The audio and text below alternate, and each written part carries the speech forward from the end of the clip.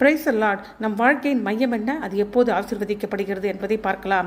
இருதயமே நம் வாழ்க்கையின் மையம். அதை கவனமாக பாதுகாக்க வேண்டும். அது வாழ்க்கையின் போக்கை நிர்ணயிக்கிறது.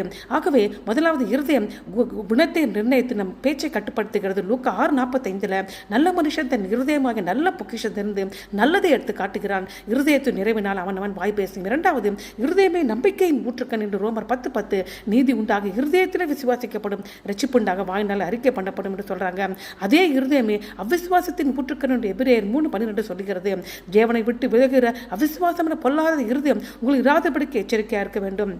நான்காவது, இருதயமே தீமையின் ஊற்றுக்கண் என்று மத்தேயு 15:18 சொல்லுகிறது.